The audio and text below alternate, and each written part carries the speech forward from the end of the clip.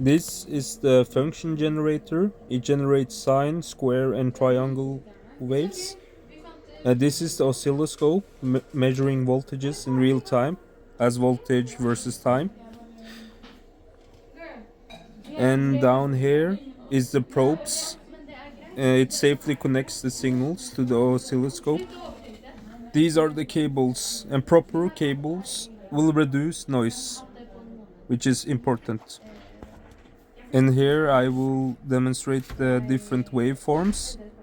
I had the roll number 5837, and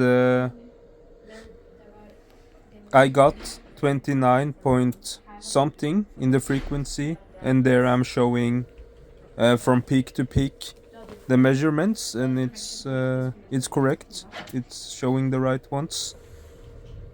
I'm just cycling through, and this is a triangular wave.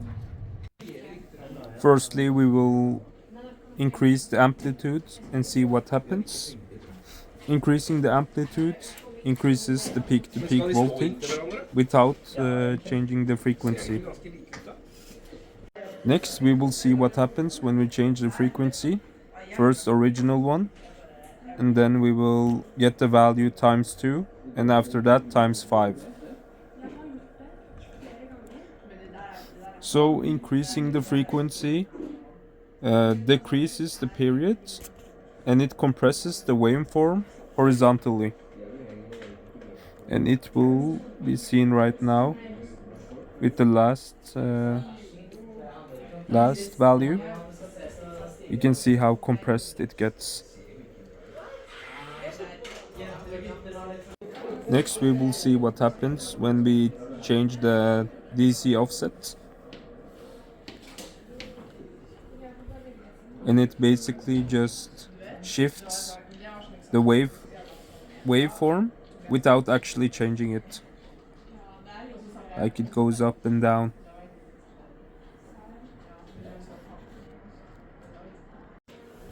Now we will see how we can change the time by div. First we will do it horizontally. This can basically be done to study the waveforms a bit better or differently. Here it's super zoomed in, and the same can also be done vertically with those two scrolling tools that I'm using. And it's also possible to change the angles. We also use that auto place, I forgot what it's called, to make this signal automatically aligned. This part was a bit hard for me to demonstrate as I had a bit limited time. But the trigger, it stabilizes the waveform by defining where the oscilloscope starts drawing. And it's a lot of settings we can use. I tried changing the source, and that will basically determine which source we're triggering. Next up, we're changing the trigger mode. And on auto mode, it shows the waveform continuously. Normal mode updates only when the trigger condition occurs.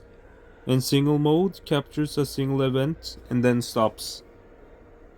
I was not able to show it on the screen, but at least that's the functions of them.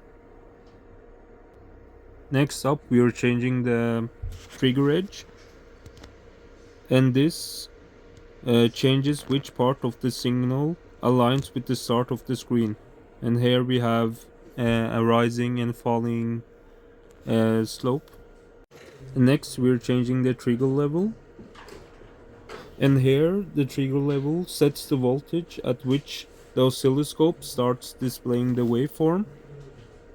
Basically changing it moves the horizontal position of the signal because the scope waits for the signal to reach that level. And I'm trying to showing it, but it's a bit difficult. So on the last part I couldn't actually do the probe compensation myself because Ola had already done it and I didn't have a screwdriver, and here I'm showing where it can be done.